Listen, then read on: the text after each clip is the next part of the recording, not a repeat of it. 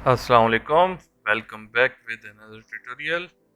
तो मैं स्टार्ट करता हूँ एक नेक्स्ट वीडियो के साथ। तो मैं थोड़ा सा आपसे अपोलोजाइज भी करता हूँ कि मैं काफ़ी वीक्स 2 वीक्स आई थिंक नहीं बना पाया वीडियो। मैं बिज़ी था। कमेंट में मैंने एक जगह पर रिप्लाई भी किया था कि भाई मुझे 15-15 फेब तक एक प्रोजेक्ट सबमिट करना था, मगर 15 से भी अभी ऑफ चला गया। तो मगर फिर भी मैंने कहा वीडियो बनाता हूँ, काफ़ी मुझे कमेंट्स आए। तो चलिए हम स्टार्ट करते हैं। अब हमने last time I think user के काम कर दिए थे, इसके एक्सेस वगैरह, ग्रुप वगैरह और यूज़र हमने बना लिया। तो अब फर्दर हम चलते हैं अपनी नेक्स्ट ऑप्शन की तरफ, जो अब हम बनाते हैं एक यूज़र कंट्रोल सेटिंग्स के लिए। ठीक है, तो सेटिंग्स के लिए हमारे पास था, एक मिनट, ये कॉन्फ़िगरेशन में हमारे पास है सेटिंग्स का ये बटन। अब इसके लिए हम एक बनाते हैं। ठीक है, तो यूज़र्स के लिए भी हम यहाँ पर जो यूज़र कंट्रोलर हमने बनाया था, जो हमने आई थिंक लोड कराया था स्टार्ट होने के साथ, ये रहा। ठीक है, यहीं पर हम इसका भी लोड करेंगे। और सबसे पहले हम वो कंट्रोल बना लेते हैं, यूज़र कंट्रोल, और मैं इसका नाम दे देता हूँ कॉन्फ़िग अंडरस्कोर सेटिंग्स। ठीक है, तो मुझे थोड़ा सा इसकी सेटिंग्स जो है इस कंट्रोल की किसी और यूज़र से चेक कर लूँ क्या हम लेके चल रहे थे। वो काफ़ी दिनों बाद बना रहा हूँ, तो आई थिंक थोड़ी सी सेटिंग्स याद ना रही हो मुझे।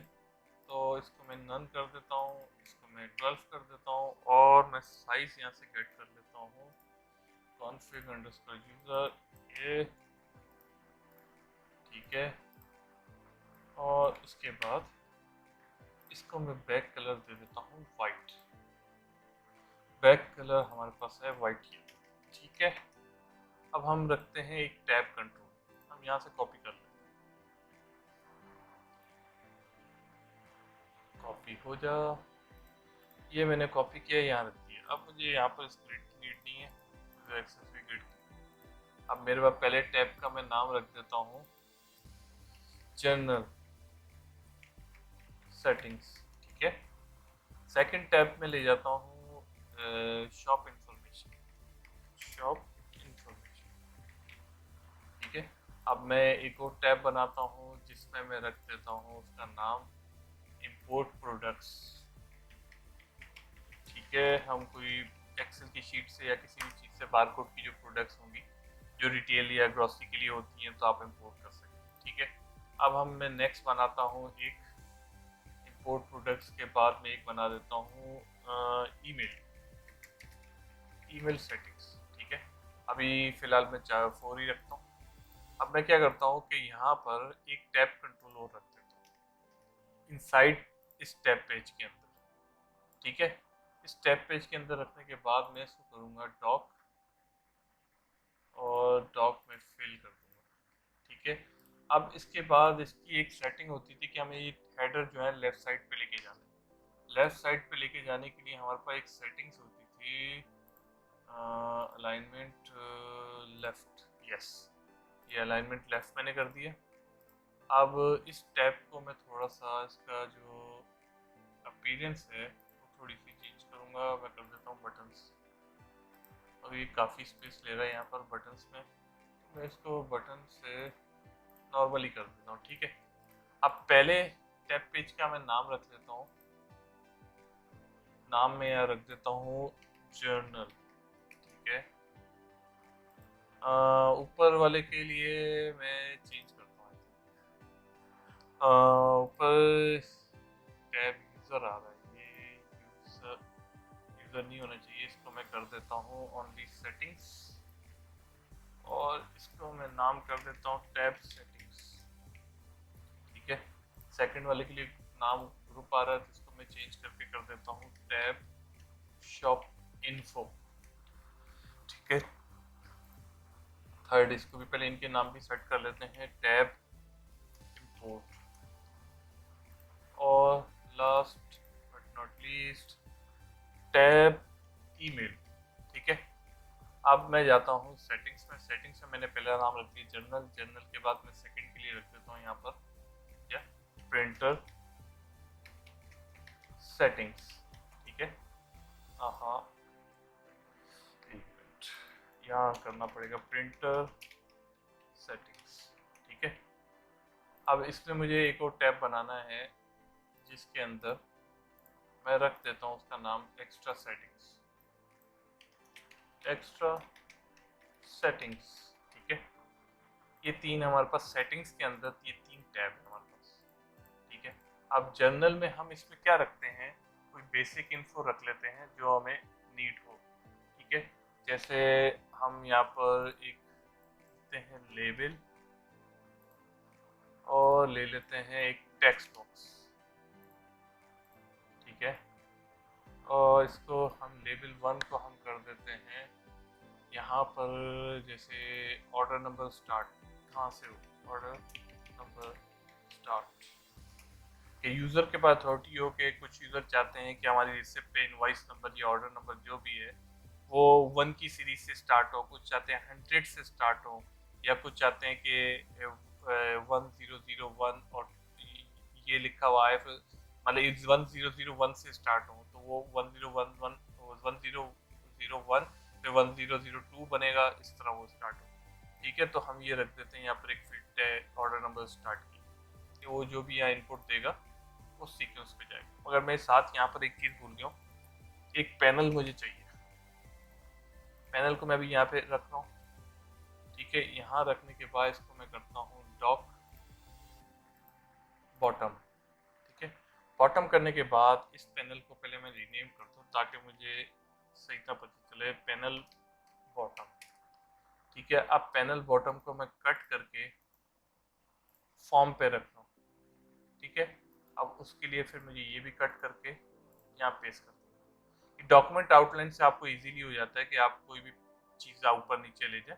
सही है, मगर अभी डॉट नेट कोर पे थोड़ा सा इशू ये है कि अभी मैं कट करके चीज़ें लेके जा रहा हूँ, तो आप कट के बगैर आप ये जो एरो कीज आ रहे हैं इससे आप अभी डॉट नेट कोर में नहीं कर सकते।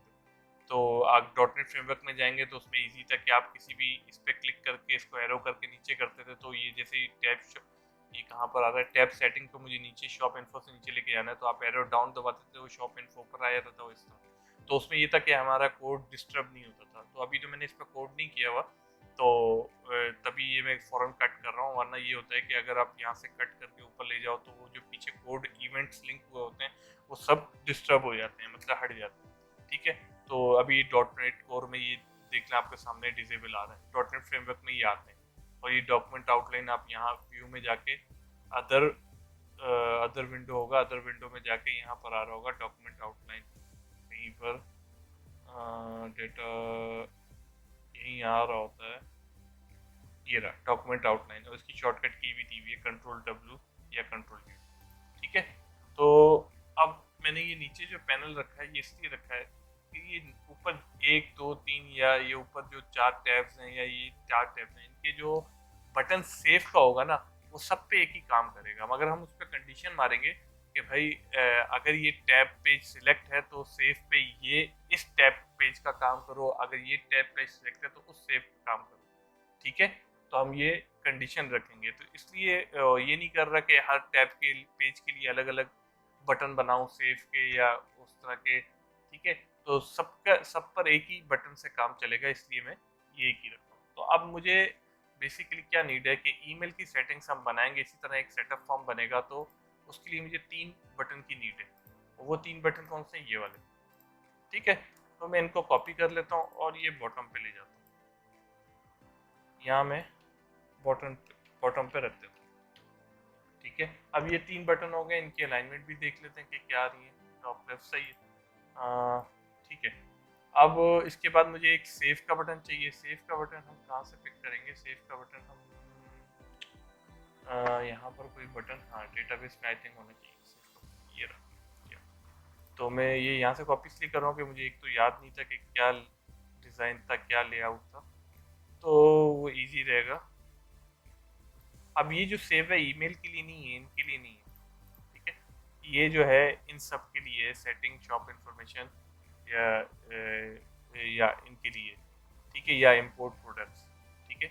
मगर इसके लिए हमें इंपोर्ट प्रोडक्ट्स के लिए एक और बटन की नीड पड़ेगी, क्योंकि हमें ब्राउज भी करना पड़ेगा वो एक्सेल की CSV की फाइल। बेसिकली हम एक्सेल में CSV फाइल करेंगे, मगर एक ही होती है बात, मगर उसमें कॉमा से आप सेपरेट कर देते हो डेटा, ठीक है। तो यहाँ पर हम नाम में दे देता हूँ इंपोर्ट प्रोडक्ट्स, ठीक है। इसको थोड़ा बिगर कर देते हैं ताकि वो कंप्लीट हो जाए। अब आपको याद होगा हमारे पास एक थी आइकन 8 की एप्लीकेशन। अब हम जाएंगे यहाँ पर अपने रिसोर्सेस में, ठीक है। सेटिंग्स में अब हमें और कोई बटन की नीड है?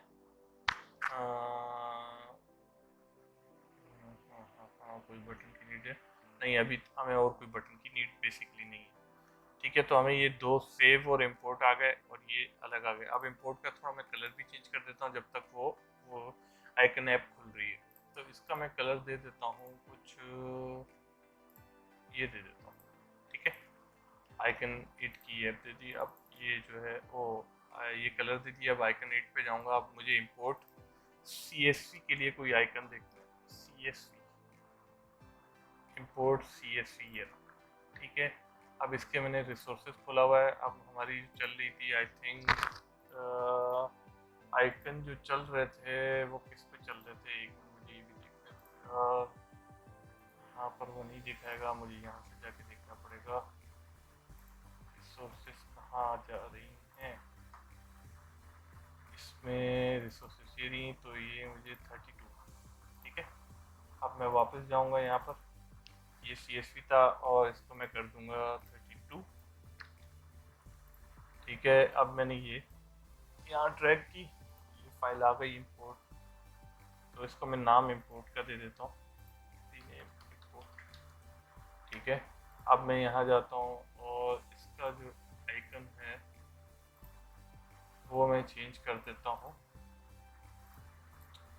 इंपोर्ट, ठीक है। मैंने ये इंपोर्ट का दे दिया आइकन, हमारे पास सेव हो गया। अब सब थोड़े बिगर हैं तो सेव को भी थोड़ा बिगर कर देते हैं बटन को, ठीक है। अब इसको थोड़ा सा डाउन कर देते हैं और इनको थोड़ा सा अप ले जाते हैं, ठीक है। अब बैक टू हम अपनी सेटिंग्स में जाते हैं जनरल पे। जनरल पे और क्या रखते हैं, हम रख देते हैं for example credit card charges रख लेते हैं। कोई शॉप वाले क्रेडिट कार्ड चार्ज लेते हो कि कार्ड यूज़ कर रहे हैं आप, कार्ड से बाय कर रहे हैं तो हम एक्स्ट्रा चार्ज करेंगे आपसे, ठीक है। क्योंकि मनी उनके हैंड में नहीं आ रही होती, वो बैंक में जा रही होती है, तो अक्सर लोग क्रेडिट कार्ड के चार्जेस ले रहे होते हैं, ठीक है। या जो क्रेडिट कार्ड कंपनी उनसे ले रही होती है तो वो आपसे ले लेते हैं पहले से, ठीक है। तो बहुत सारे रीज़न होते हैं, तो हम तो उस पर नहीं जाते, हम सिर्फ यहाँ ऑप्शन रखते थे CC चार्जेस, ठीक है। हमने यहाँ CC चार्जेस के नाम से एक बना दिया। उसके बाद जब हम ये कर देते हैं कि एक और बना देते हैं करेंसी से पहले हम एक बार बना देते हैं कि जैसे फिनिश हो जाएगा ऑर्डर तो चेंज की एक स्क्रीन आएगी जिसके ऊपर दिख रहा होगा कि टोटल अमाउंट कितना था और आपने कस्टमर ने पे कितना किया, तो आपको चेंज कितना देना है कस्टमर, ठीक है। तो उस स्क्रीन को ऑटोमेटिक क्लोज कराने के लिए हम यह रख देते हैं कि उसके सेकंड्स रख लेते हैं, कितने सेकंड पे वो स्क्रीन ऑटोमेटिक क्लोज हो जाए अगर यूज़र उसको क्लोज नहीं करता, ठीक है। तो मैं यहाँ रख देता हूँ चेंज स्क्रीन टाइम, ठीक है। इसको मैं थोड़ा लेफ्ट पे ले जाता हूँ। अब इसके बाद हमारे पास एक ऑप्शन हम रखेंगे फाइनली इस टैब के लिए, एक लास्ट ऑप्शन हम रख लेते हैं। क्या उसके लिए हमें कॉम्बो बॉक्स की नीड होगी, हम रखते हैं करेंसी, ठीक है। अब मुझे नहीं पता मेरी वीडियोस देख के कौन कौन कहाँ से क्या बनाएगा, तो उसमें ये कि आप इंडिया से देख रहे हैं या पाकिस्तान से देख रहे हैं या अमेरिका से देख रहे हैं या यूरोप से देख रहे हैं तो वो यूरोप सिंबल होगा। तो अब हम सेटिंग्स में ही हम दें उस करेंसी सिंबल को जो वो पूरे सॉफ्टवेयर में यूज़ करे और रिपोर्टिंग में यूज़ करे हर जगह पे, ठीक है। तो हम यहीं पर करेंसी सिंबल ले लेंगे सेटिंग्स से, ठीक है। करेंसी सिंबल, तो इसको थोड़ा सा मैं सेट कर लूँ। ड्रॉप डाउन लिस्ट को मैं कर देता हूँ स्टाइल को लिस्ट, ठीक है। तो अब हम यहाँ पर सेट कर लेते हैं कुछ करेंसीज। हमारे पास होती है INR इंडिया की आइटम मुझे याद नहीं है, आइनर नहीं होती, तो मैं रुपीस रख लेता हूँ। दोनों के लिए, पाकिस्तान और इंडिया की दोनों की रुपीस यूज़ होती है, तो रुपीस की वैल्यू इतनी अच्छी नहीं है। तो टॉप पे आए तो सबसे पहले मैं पौंड रख देता हूँ, फिर मैं रख देता हूँ डॉलर, डॉलर डॉलर ये रहा। अब यूरो का सिंबल मुझे देखना पड़ेगा, यूरो का सिंबल कीबोर्ड में कहाँ है। यूरो यूरो यूरो यूरो, ठीक है, यूरो का सिंबल मुझे मिल गया। अब मैंने ये रख लिया, तो ये कुछ मैंने रखे हैं 3 और 4 रखे। तो यूरोप में ज़्यादा यूरो चलता है, अमेरिकन कंट्रीज में डॉलर चलता है, और ब्रिटेन में, यूके में ज़्यादा ये पॉन्ड सिंबल चलता है। ठीक है, और पाकिस्तान में ये, या इंडिया में आरएस ही चलता होगा। इंडिया में आई थिंक, इंडिया का मुझे पता नहीं, मगर पाकिस्तान में आरएस। ठीक है, तो मैंने ये करेंसी सिंबल यहाँ सेट कर ली। अब थोड़ा से मैं इनके जो हैं टेक्स्ट बॉक्सेस के नाम दे देता हूँ। फ्रंट बैक पे चला जा। ठीक है, इसका मैं नाम रख लेता हूँ TXT ऑर्डर नंबर स्टार्ट। ठीक है, और इसका मैं कर देता हूँ TXT CC चार्ज। इसको मैं रख देता हूँ TXT टाइम, और इसको मैं कर देता हूँ CMB करेंसी।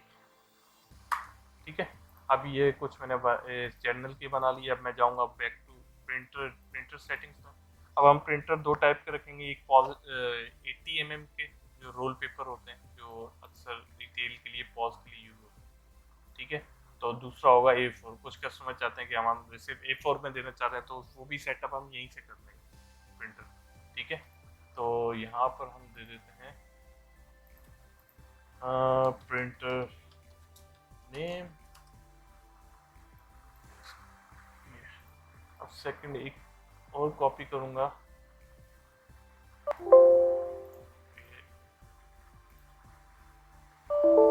ओके, ये क्यों नहीं कर रहा, इसको मैं कॉपी कर लूं,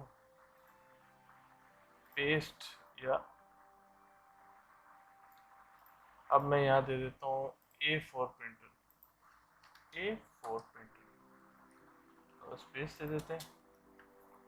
ठीक है, प्रिंटर नेम देने के बाद अब इसमें और क्या रख सकते हैं हम यहाँ पर। हाँ, एक प्रिंटर हो, लेबल प्रिंटर। अगर कोई वो निकालना चाह रहा है, लेबल निकालना चाह रहा है, तो उसके लिए आप अलग से प्रिंटर दें, क्योंकि लेबल के जो स्टिकर होते हैं उसके आप अलग से प्रिंटर भी आप अक्सर लोग बाय करते हैं स्टिकर वाले, तो उसके लिए हमें अलग से देना पड़ेगा प्रिंटर, कि जहाँ भी लेबल प्रिंट हो वहाँ पर इस प्रिंटर से प्रिंट हो, लेबल प्रिंटर है।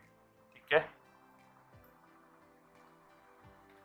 अब उसके बाद हमारे पास क्या होगा, एक और प्रिंटर होगा, हमें देना होगा कैश ड्रॉर के लिए, कि कैश ड्रॉर किस प्रिंटर से अटैच है, उसका भी प्रिंटर नेम हम दे देंगे, तो उसका ऑप्शन भी हमने बना दिया। ठीक है, यहाँ हम दे देते हैं, हाँ, इसको रिमूव करता हूँ, कैश ड्रॉर। ठीक है, अब ये थोड़ा सा नया। ठीक है, अब इसके बाद एक फील्ड हमें और बनानी है, जो होगी नंबर ऑफ रिसिप्ट प्रिंट पे कस्टमर की क्या डिमांड है, कि कितनी नंबर ऑफ रिसिप्ट प्रिंट हो। ठीक है, तो इसको मैंने वहाँ उस टैब में इसलिए नहीं रखा कि ये प्रिंटर से बिलोंग्स चीज़ें, तो इसको मैं इसलिए यहाँ रखता हूँ। तो हम यहाँ दे देते हैं, तो नंबर ऑफ रिसिप्ट कितनी प्रिंट हो जब भी ऑर्डर फिनिश हो, कितनी उसकी डिमांड है। ठीक है, तो नंबर ऑफ रिसिप्ट दे देते हैं, कि उससे ले लेते हैं कि कितनी नंबर ऑफ रिसिप्ट प्रिंट। ठीक है, अब इसके बाद हमारे पास कुछ चेक बॉक्सेस होंगे, जिस पे हम रख देते हैं कि बाय डिफ़ॉल्ट जो किचन की स्क्रीन होगी, ओ किचन, सॉरी किचन बोल रहा हूँ, हॉस्पिटलिटी में चला गया मैं, वो दूसरे पॉज में, कि बाय डिफ़ॉल्ट जो फिनिश की स्क्रीन होगी उस पर जो प्रिंट का एक चेक बॉक्स हम रखेंगे, तो वो बाय डिफ़ॉल्ट चेक लगा रहे ऑलवेज या ना लगा रहे। अक्सर शॉप वाले प्रिंट रिसिप्ट प्रिंट नहीं करते, ठीक है। तो वो चाहते हैं हमारा जब भी ऑर्डर प्रिंट हो तो वो रिसिप्ट प्रिंट ना करे। आई थिंक एक मिनट सब्र करें, मैंने यहाँ पर ही किया, ठीक है। हाँ, रिसिप्ट प्रिंट ना हो तो वो सेटिंग्स में दे दें, ठीक है, सेटिंग्स में ही वो दे दें ताकि उसकी जो है रिसिप्ट प्रिंट हो या ना हो उन पे हो, ठीक है। तो अब हम यहाँ पर इसका नाम रख लेते हैं, एक मिनट में माइक सेट कर लूँ, थोड़ा सा माइक एडजस्टमेंट खराब हो गई है या। तो अब हम ये इसका नाम कर देते हैं डिफ़ॉल्ट प्रिंट, ठीक है, डिफ़ॉल्ट प्रिंट। अब हमने ये नाम रख लिया डिफ़ॉल्ट प्रिंट। बस इसके लिए इतनी सेटिंग्स रखते हैं, तो और हमें इतनी नीड नहीं है। हाँ, तो हम अब थोड़ा सा एक्स्ट्रा सेटिंग्स में चले जाते हैं। एक्स्ट्रा सेटिंग्स में हम चेक बॉक्स रखते हैं, एक तो कि डिसेबल स्टॉक, के अक्सर शॉप वाले स्टॉक पे डिपेंडेंट नहीं रखते अपनी पोस्ट को, बोलते हैं हम सेल करते जाएं, हमें स्टॉक से ताल्लुक नहीं है, ठीक है।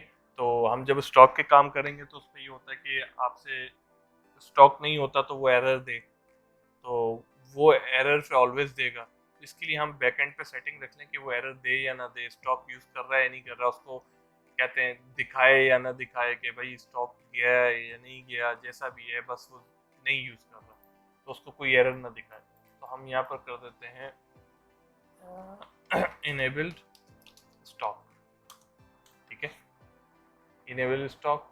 अब उसके बाद इसमें हम और क्या ऑप्शन रख सकते हैं, अब इसके अंदर एक और ऑप्शन रखते हैं वैट का।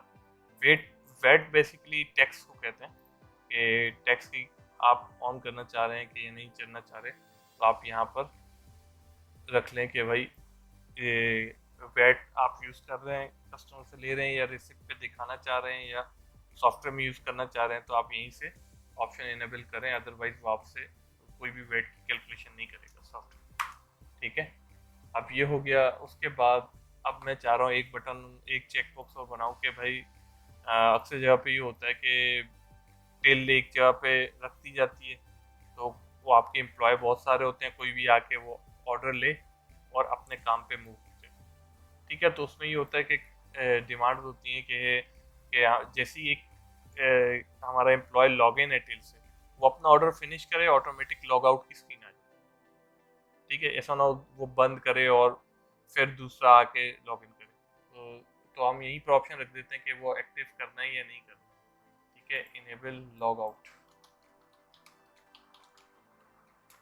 लॉग आउट, ठीक है। अब इसके अंदर हम एक और ऑप्शन बना लेते हैं, जो हम क्या बनाते हैं, हाँ, इसके अंदर एक और ऑप्शन बनाते हैं कि इनेबल कीबोर्ड। अब जैसे टच स्क्रीन के लिए है, तो हम एक कीबोर्ड का भी एक बनाएंगे अलग से, जिसके अंदर जहाँ भी टेक्स्ट इनपुट होगा तो वहाँ पर ऑटोमेटिक पॉपअप कीबोर्ड पॉपअप हो जाएगा कि आपको कुछ टाइप करना है, ठीक है। अब ये ज़रूरी नहीं है टच हो, अक्सर लोग टच पे भी कीबोर्ड यूज़ कर रहे हैं, और जो बगैर टच के हैं तो वो क्यों चाहेंगे कि बार बार वो स्क्रीन पे आए, तो उनके पास टच तो है नहीं, वो हार्डवेयर यूज़ कर रहे हैं। तो अब उनके लिए ये कि जो टच यूज़ करना चाह रहे हैं उनके लिए ये इनेबल करें, नहीं करना चाह रहे हैं आप डिसेबल कर दें, तो हम यहाँ पर रख देते हैं इनेबल्ड कीबोर्ड, ठीक है। अब इसके बाद मैं एक और बनाता हूँ कि प्राइस जो है, जो आप अमाउंट लेना चाह रहे हैं वो अमाउंट, जैसे यूके के लिए मैंने बनाया तो उसमें ये होता है कि आप इनेबल कर रहे हैं कि 1000 रेंज में, मतलब पेंस में आप इनपुट कर रहे हैं कोई अमाउंट, और प्रोडक्ट डालते वक्त या कुछ भी आप फिनिश पेमेंट करते वक्त आप पेंस में डालें या आप पूरा पाउंड फिगर में डालें, ठीक है। पाउंड फिगर में होता है जैसे डेसिमल फिगर्स आ जाती हैं, पेंस फिगर में ये होता है जैसे हमारे पास होते थे, पैसा कहलाता था पाकिस्तान में, जैसे कि 1 पैसा, 2 पैसा, 3 पैसा। इसी तरह पेंस है 1 पेनी, 2 पेनी, 3 पेनी, तो 100 पेनी पे वो 1 पाउंड हो जाता है, ठीक है। तो अब वो हम यहाँ पर कर देते हैं इनेबल अमाउंट इन 100 कर देते हैं। अगर वो इनेबल करता है, ठीक है, तो वो पेन्स में यूज़ करेगा या पेनी में या पैसा में यूज़ करेगा कीबोर्ड को। जैसे हमारे पास क्या कीबोर्ड है, तो वो हमने बनाया था कुछ डैशबोर्ड करके। कहाँ गया हमारे पास, हमने डैशबोर्ड बनाया था। लॉगिन, मेन, लोडिंग, इसमें भी नहीं है, इसमें भी नहीं है, गया था ये रहा, कॉन्फ़िग अंडरस्कोर या। कि अब इसके बहुत सारे ऑप्शन होते हैं इस कीपैड के। इस कीपैड की ये है कि यहाँ पर आप कोई अमाउंट लिखें और यहाँ से कोई भी बटन दबाए तो वो जो भी बटन आपने दबाया है वो उसकी अमाउंट इस पे कन्वर्ट कर देगा जो आपने यहाँ टाइप की होगी। इसके अलावा आप यहाँ पर कोई भी अमाउंट, जब आपका ऑर्डर खत्म हो रहा है, आप पेमेंट की सेटल स्क्रीन पे नहीं जाना चाह रहे, यहाँ कोई भी अमाउंट डालें और प्रिंट दबा दें तो वो उस अमाउंट पे प्रिंट कर देगा बाय डिफ़ॉल्ट, कैश हमने जो भी सेट किया होगा उस पर, उस ऑर्डर। ठीक है, तो इस कीपैड की बात कर रहा हूँ कि 1000 लिखे या 100 लिखे, तो उस लिहाज से वो कन्वर्ट करे। अब इसके अलावा और क्या ऑप्शन हो सकता है जो हम सेटिंग्स में रखें। सेटिंग्स में हम और क्या रखते हैं,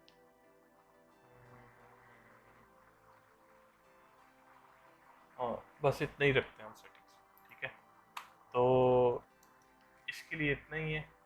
अब ये कुछ बन गए तो इनके मैं नाम रीनेम कर देता हूँ। जैसे ये अभी मैं सिंपल रख रहा हूँ, इसके अंदर और बहुत सारी चीज़ें जो अभी मैं बेसिक चीज़ों में नहीं, वो ज़्यादा चीज़ों पे नहीं जा रहा, बेसिक पे फोकस रखा हुआ कि वंस ये कंप्लीट हो बेस इतनी हद तक, तो उसके बाद में नेक्स्ट वीडियोस में जैसे प्रोजेक्ट कंप्लीट हो तो उसके बाद फर्दर इसको हम मोर कहते हैं ज़्यादा वो करेंगे प्रोफेशनल। उसके अंदर और चीज़ें डालते रहेंगे, जिस तरह आपके कमेंट मिलेंगे या इसमें ये ऑप्शन होना चाहिए, ये ऑप्शन होना चाहिए, तो वो हम रखते रहेंगे। तो इसके अंदर बहुत सारे हैं कि अगर आप वेब एपीआई लिंक करना चाह रहे हैं वेब से कि आपका डेटा वेब पर जाए, और वो चीज़ें भी आप रखना चाह रहे हैं, वो भी हम आगे करेंगे। ये सब कंप्लीट होने के बाद उसके अंदर फीचर्स ऐड करेंगे। तो इसी तरह और बहुत सारे ऑप्शन हैं जो हम इसके अंदर कर सकते हैं। ठीक है, तो अभी के लिए मैं इतना ही रखता हूँ। इसके अंदर सी एच के इसका नाम कर देता हूँ स्टॉक,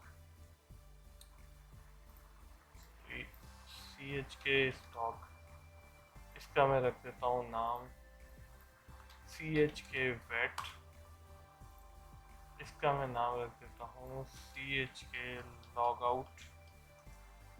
इसका नाम मैं रख लेता हूँ सी एच के कीबोर्ड। ठीक है, और ये जितनी सेटिंग्स हैं इनको शॉप इंफॉर्मेशन, इंपोर्ट प्रोडक्ट और ईमेल सेटिंग, इन तीनों को छोड़ के बाकी जितनी आ रही हैं, जर्नल, प्रिंटर, एक्स्ट्रा सेटिंग, इन सब टेक्स्ट फाइल्स इनकी बनेंगी और सेव होंगी। ये डेटाबेस में नहीं होगा। डेटाबेस में इसलिए नहीं बनाऊंगा कि एक एक ही कस्टमर आपसे 3 मशीनें बाय कर रहा है फॉर एग्जांपल, तो वो चाह रहा है कि एक ही डेटाबेस से 3 मशीनें कनेक्ट हों। सही है। अब उसके प्रिंटर जो है एक, वो ये भी चाह रहा है कि उसका प्रिंटर एक मशीन पे लगा हुआ है, सब उसी को एक्सेस कर। तो आप प्रिंटर नेम में जो कोड करूंगा तो वो प्रिंटर नेम जो आपके पीसी में इंस्टॉल होंगे उससे वो प्रिंटर नेम उठाएगा। ठीक है, अब वो नेटवर्क से वो प्रिंटर दूसरे पीसी से शेयर हो रहा है तो उसका जो नेम होगा वो चेंज हो जाएगा। तो डेटाबेस में कराएंगे तो वो एक ही नेम रखेगा। तो अब वो नेटवर्क वाला जो है वो उस प्रिंटर को एक्सेस करने के लिए उसके पास वो नेम ही नहीं आ रहा होगा, तो वो प्रिंट नहीं करेगा। इसलिए हम टेक्स्ट फाइलों में सबकी अपनी अपनी सेटिंग्स रखेंगे हर टिल की। ठीक है, तो इसलिए इनकी मैं टेक्स्ट फाइल में सेव करूँगा। तो मैं इसका नाम कर देता हूँ सी एच के 100। अभी कोई नाम जहन में नहीं आ रहा, इसको 100 कर दिया, इसको मैंने दे दिया। और मैं प्रिंटर सेटिंग्स में जाऊंगा, इसको मैं कर देता हूँ सी एम बी डिफ़ॉल्ट। ठीक है, प्रिंटर, इसका नाम मैं कर देता हूँ C M B A4 printer. इसका नाम मैं कर देता हूँ C M B label printer. ठीक है, इसका नाम मैं कर देता हूँ C M B cash draw. ठीक है, अब इसके बाद ये टेक्स्ट फील्ड है, इसका मैं नाम रख देता हूँ TXT नंबर ऑफ रिसिप्ट। ठीक है, और इसका मैं नाम रख देता हूँ CHK डिफ़ॉल्ट। ठीक है, अब ये इनके में नाम वाम मैंने सेट कर दिए, इनके भी मैंने सेट कर दिए, तो ये ऑलमोस्ट कंप्लीट है। अब हम नेक्स्ट स्टेप पे जाते हैं, शॉप इन्फो। शॉप इन्फो में हम क्या क्या ऑप्शन रखते हैं कि हमारे पास शॉप इन्फो में क्या होगा, एक कंपनी नेम होगी, उसका एड्रेस होगा, आपकी दुकान का नेम एड्रेस जो रिसिप्ट पे जाए। ठीक है, नेम एड्रेस टेलीफोन या एक्स्ट्रा नोट्स का एक फील्ड रखते हैं। ठीक है, तो मैं कुछ यहाँ से ये कॉपी करता हूँ, शॉप इन्फो में जाता हूँ, यहाँ पर मैं दे देता हूँ भाई कंपनी नेम। ठीक है, उसके बाद सेकंड हम रखेंगे एड्रेस, और राजा ये इसको हम कर देते हैं एड्रेस, तो एड्रेस के लिए हम मल्टी लाइन करते हैं और थोड़ा सा साइज बिगर कर देते हैं। उसके बाद हम रखते हैं टेलीफोन। ठीक है, टेलीफोन। उसके बाद हम लास्ट रख देते हैं एक्स्ट्रा कोई नोट्स आपको थैंक यू या नीचे लिखने हो, या आपका कोई रजिस्ट्रेशन नंबर हो आपके इसका, तो वो आप यहाँ पर लिख सकते हो। तो ये इसका टेबल बनेगा एसक्यूएल में। ठीक है, ये एसक्यूएल में सेव होगा। तो इसको नाम हम कर देते हैं कंपनी नेम। ठीक है, और सेकंड हमारे पास था I think address. Address third हमारे पास था टेलीफोन। ये बेसिकली सेटिंग्स जो हैं रिसिप्ट के लिए हैं। ठीक है, ये शॉप इन्फॉर्म की जाती हुई है। और उसके बाद हम यहाँ पर रख देते हैं एक्स्ट्रा नोट। ठीक है, एक्स्ट्रा नोट रख दिया हमने। ठीक है, तो हम इनके नाम भी सेट कर देते हैं। इसका नाम हम रख देते हैं TXT शॉप। तो उसका शॉप नेम रखना है, तो यहाँ से भी कंपनी नेम हटा ही दें, तो इसका नाम कर देते हैं शॉप नेम। ठीक है, इसको हम कर देते हैं TXT एड्रेस। ठीक है, नेक्स्ट हम कर देते हैं TXT टेलीफोन। ठीक है, नेक्स्ट हम कर देते हैं TXT एक्स्ट्रा। ठीक है, तो साथ साथ इन बटनों के भी नाम दे देते हैं, बाद में हम भूल जाएं। बटन सेव,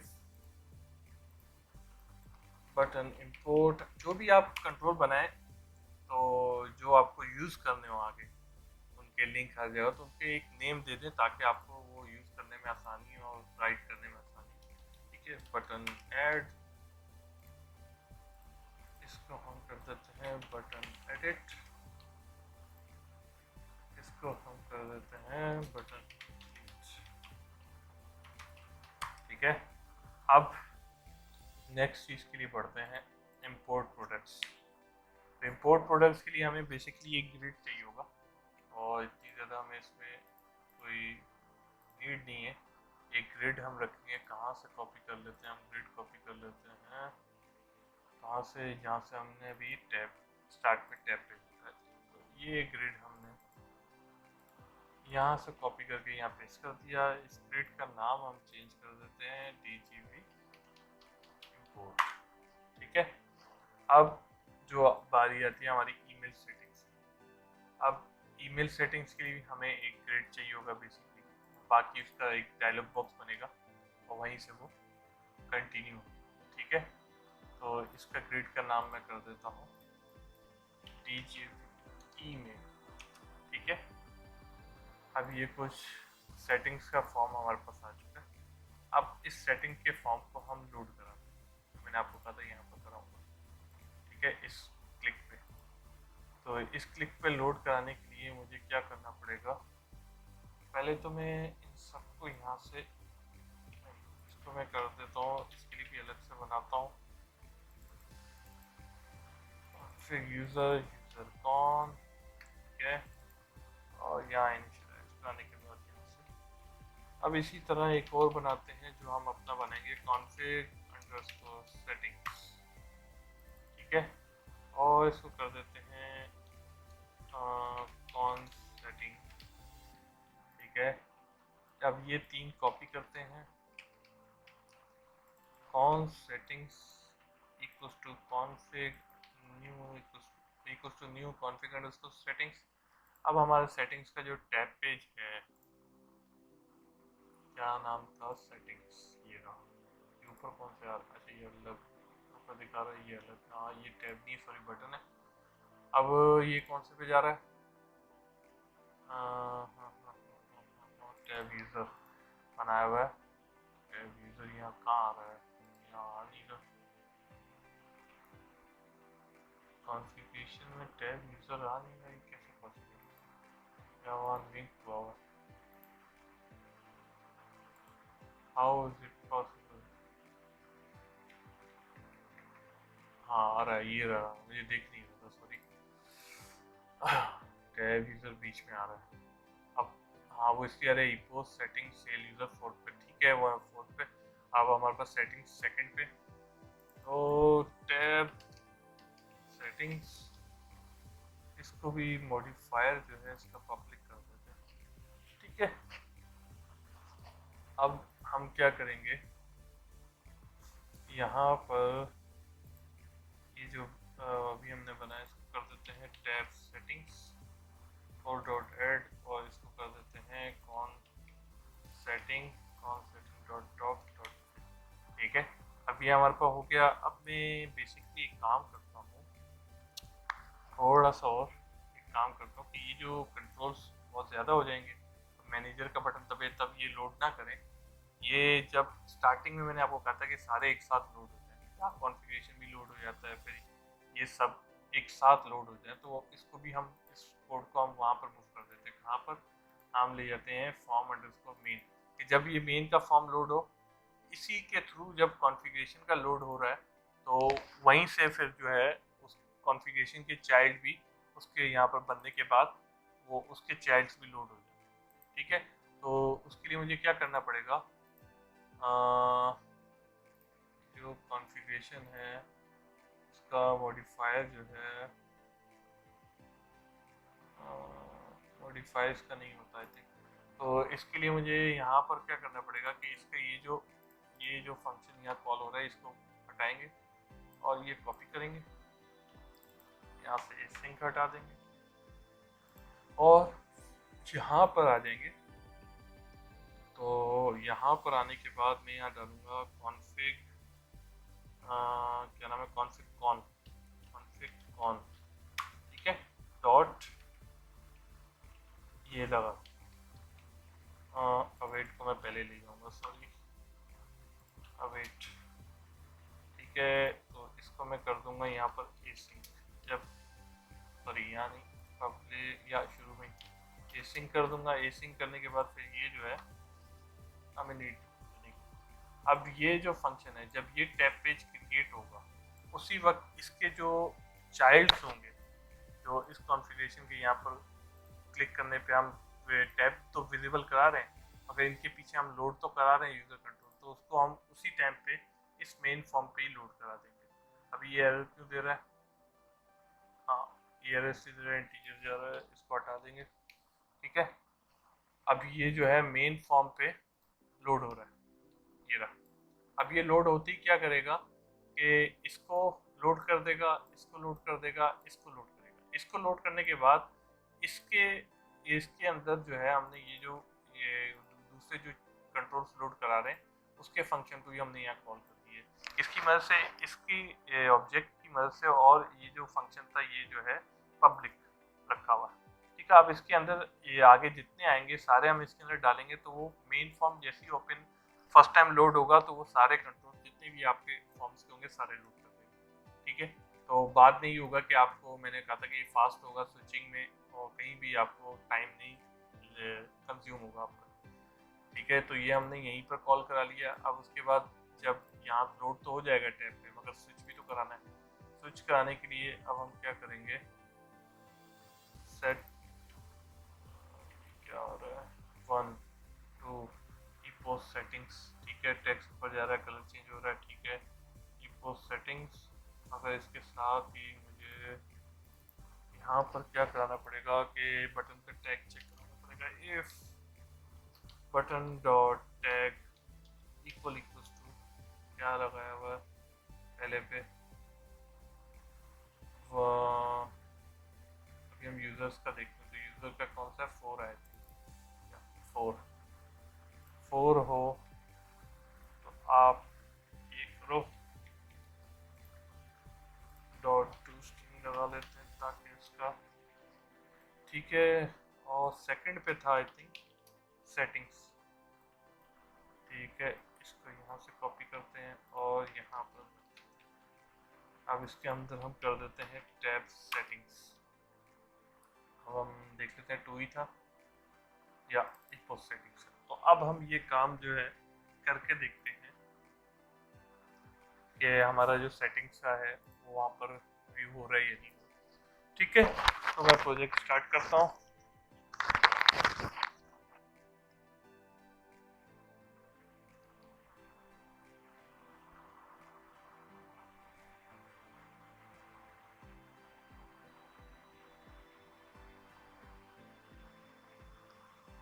प्रोजेक्ट लोड हो रहा है अभी, तो ये हो चुका है। अब मैं देखता हूँ 1 2 3 4 आई थिंक 4 था।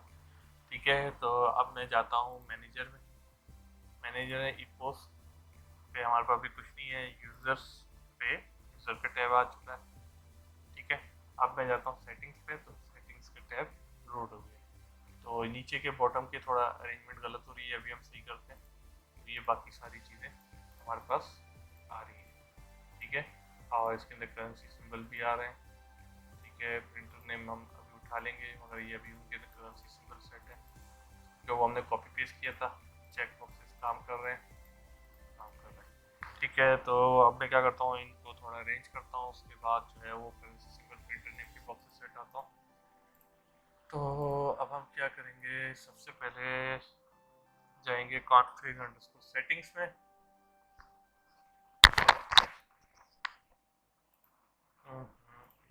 टेक्स्ट सेट हो गया। तो इसके अंदर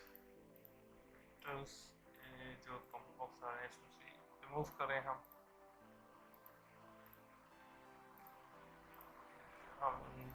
ऑल 4 से रिमूव करेंगे।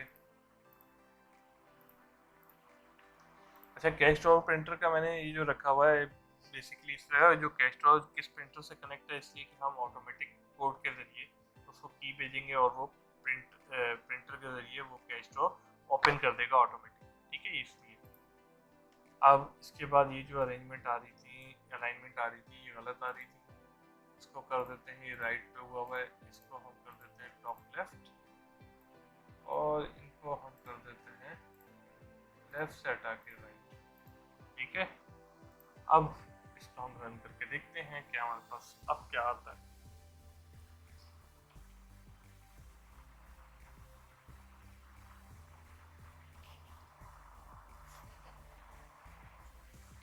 अब ये फॉर्म लोड हुआ, इसने सब लोड कर दिया आपका, होल सब थिंग। कोई लोडिंग टाइम आपको बाद में नहीं लेगा। ठीक है, एक क्लिक पे हर जगह वो मूव कर रहा है। ठीक है, इसके सेटिंग्स में जाएंगे, जनरल फॉर, अभी लेफ्ट राइट दोनों हो गए। ठीक है, जनरल पे इस करेंसी सिंबल प्रिंटर नेम पे कोई करेंसी सिंबल नहीं आ रहा। ठीक है, शॉप इंफॉर्मेशन आ रही है, इंपोर्ट प्रोडक्ट सेटिंग्स। ठीक है, यहाँ हो गया। अब मैं क्या करता हूँ कि एक कोड करता हूँ कि प्रिंटर नेम जो है इन कॉम्बो बॉक्सेस में लोड करा देता हूँ। ठीक है, तो उसके लिए मुझे क्या करना पड़ेगा, मैं यहाँ जाऊँगा। हाँ, थोड़ा सा टाइम ले रहा है ये, पता नहीं, मेरे पास डॉट नेट फ्रेमवर्क में बिल्कुल टाइम नहीं लेता ये डिज़ाइन व्यू। ठीक है, डिज़ाइन व्यू टाइम नहीं लेता ये, I think dot net core का इशू है या कुछ इशू है जिसकी वजह से ये जो इसका डिज़ाइनर है वो थोड़ा सा टाइम ले रहा है। ठीक है, तो अब हम एक फंक्शन बना लेते हैं यहाँ पर बना लेते हैं एसिंक लगा लेते हैं पब्लिक टास्क, और इसका नाम कर देते हैं fill printers name, printer names कर देता हूँ। ठीक है, अब मैं सबके लिए कॉम्बो बॉक्स के लिए अलग अलग नहीं करूँगा, मैं एक ही से ज़रिए सबको फिल करा दूँगा। तो उसके लिए मुझे यहाँ पर चाहिए होगा कॉम्बो बॉक्स का एक ऑब्जेक्ट, ठीक है, ये आ गया। अब इसके बाद हम क्या करेंगे, यहाँ पर हम एक रेपो बना देते हैं। रेपो किस नाम से बनाते हैं कि हम प्रिंटर नेम हमारे पास लोड होके आ जाए, जो प्रिंटर नेम का कोड जो होगा ना वो जो है सॉरी प्रिंटर्स प्रिंटर्स के जो आपके इंस्टॉल प्रिंटर हैं कंप्यूटर पे, उसके जो है ना नेम गेट करके लाए आपके पीसी से। तो उसके लिए मैं एक रेपो बना लेता हूँ यहाँ पर, थोड़ा इसको बंद करूँ, एंटिटीज को बंद करूँ, ठीक है, रेपो में आता हूँ, ठीक है, यहाँ एक फोल्डर बना लेता हूँ। फोल्डर बनाने के बाद मैं इसका नाम लिखता हूँ पॉज सेटिंग्स, ठीक है, एक फोल्डर बना लिया। अब इसके बाद मैं एक और इसके अंदर फोल्डर बना लेता हूँ, वो नाम रख लेता हूँ प्रिंटर सेटिंग्स, ठीक है। अब इसके अंदर मैं एक क्लास रख लेता हूँ, इस क्लास का नाम मैं रख देता हूँ, सॉरी रेपोजिटरी बना लेता हूँ, और इसका मैं रख लेता हूँ आई रेपोजिटरी प्रिंटर नेम्स, ठीक है, ये मैंने एक ऐड की। अब रेपोजिटरी बनाते ही हमें ख्याल आता है कि तो क्लास नहीं इंटरफेस है, इसके अंदर हम फंक्शन डिफाइन करेंगे। तो एक फंक्शन बना लेते हैं जो लिस्ट का होगा, जो लिस्ट कैरी करेगा लिस्ट ऑफ क्या स्ट्रिंग। खाली प्रिंटर नेम में हमें इसकी क्लास बनाने की जरूरत नहीं है, हम स्ट्रिंग दे देंगे कि खाली वो स्ट्रिंग रिटर्न करें हम, ठीक है, और फंक्शन का नेम दे देते हैं और ये कर देते हैं, ठीक है। ये करने के बाद मैं कंट्रोल आर जी करूँगा ताकि वो ऊपर जितने अनयूज रेफरेंस है वो रिमूव कर दे। और उसके बाद अब मैं जाऊँगा डेटा के अंदर, डेटा के अंदर मैं एक फोल्डर बनाऊँगा जिसके अंदर मैं लिखूँगा सेटिंग्स डेटा, ठीक है, क्लासेस। अब इसके अंदर मैं एक बनाऊँगा फोल्डर और उसका नाम रखूँगा प्रिंटर सेटिंग्स डेटा, ठीक है। इसके अंदर मैं एक क्लास बना देता हूँ, किस नाम से, हम बना देते हैं printer name data, names data, ठीक है। अब ये हमारे पास क्लास बनेगी, पब्लिक क्लास पब्लिक बनेगी। इसके अंदर हम इनहेरिट करेंगे अपनी रेपोजिटरी को, जो ये रही। ये इनहेरिट करने के बाद इसका जो रेफरेंस है पहले रेफरेंस देंगे, फिर इसके अंदर जो फंक्शन डिफाइन किया हुआ है उसको इम्प्लीमेंट करेंगे। ये हमारे पास फंक्शन आ गया, ठीक है। अब इसके बाद कंट्रोल आर जी करूँगा। अब ये आने के बाद जो है मैं यहाँ पर एक लिस्ट का ऑब्जेक्ट बनाऊँगा और इसके अंदर उसका नाम मैं रखूँगा प्रिंटर्स और इसको पूरा इनिशियलाइज कराऊँगा ये, ठीक है। अब एक फॉर ईच का लूप लगाऊंगा जिसके अंदर हम क्या रखेंगे, स्ट्रिंग, इसका नाम मैं कर देता हूँ प्रिंटर नेम्स, ठीक है। और इसका हम कैसे उठाते हैं कि सिस्टम से वो उठा के लाए, तो हमारे पास होता है प्रिंटर सेटिंग्स करके, इसका आई थिंक यूजिंग होता है system dot drawing dot printer I think printing, तो वो यहाँ पर असाइन कर लेते हैं using system dot drawing dot printing, ठीक है। तो वो ये पिक कर लेगा यहाँ पर। अब प्रिंटर सेटिंग्स को पिक कर दिया, अब इसके अंदर हम इसका क्या मेथड यूज करना चाह रहे हैं, हम करना चाह रहे हैं इंस्टॉल प्रिंटर्स, जितने भी इंस्टॉल प्रिंटर हैं आप इसके अंदर लोड कर दो। और लोड करने के बाद हम इस लिस्ट को फिल करेंगे, ऐड, यहाँ पर दे देंगे प्रिंटर नेम्स। ये देने के बाद जो रिटर्न, ये रिटर्न मांग रहा है स्ट्रिंग और लिस्ट ऑफ स्ट्रिंग मांग रहा है, हम रिटर्न करा देंगे क्या, टास्क डॉट फ्रॉम रिजल्ट, ठीक है। इसके अंदर हम क्या पास करेंगे, ये लिस्ट, ठीक है। अब ये हमारे पास एक क्लास बन चुकी है जो प्रिंटर नेम गेट करके लाएगी। अब हम क्या करेंगे, इसका जो रेपोजिटरी है यहाँ पर डिफाइन करेंगे। ठीक है, इसका नाम रख देते हैं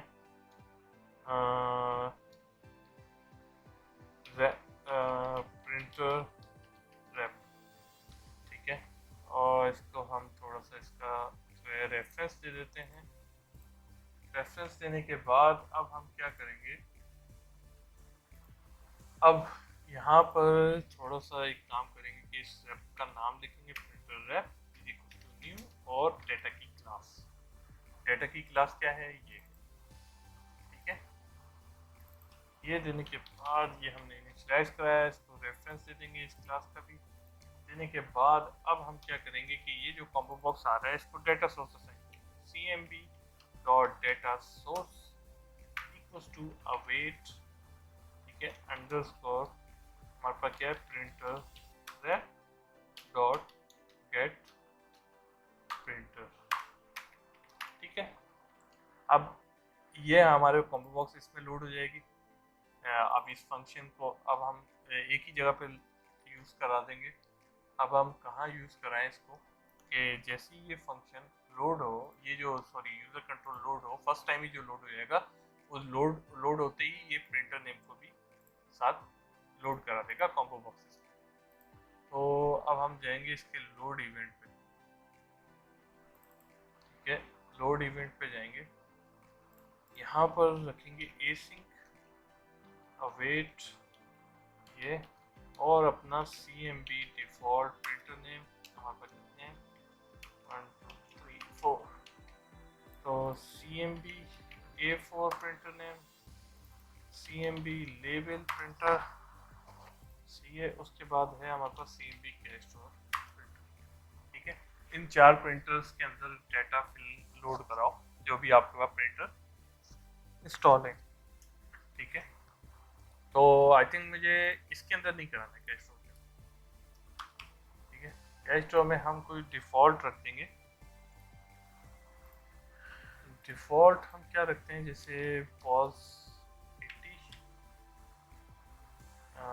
80 एप्सन स्टार। ठीक है, अभी 3 रखें, बाद में हम देख लेंगे इसको और कौन कौन। अब ये जो 3 प्रिंटर थे, आप देखते हैं कि इन पे डाटा आ रहा है या नहीं आ रहा सेटिंग्स। इसको प्रोजेक्ट को रन करते हैं।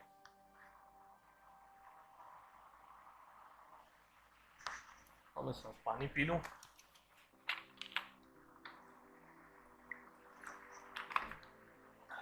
ठीक है, तो हम लॉगिन करते हैं, मैनेजर सेटिंग्स।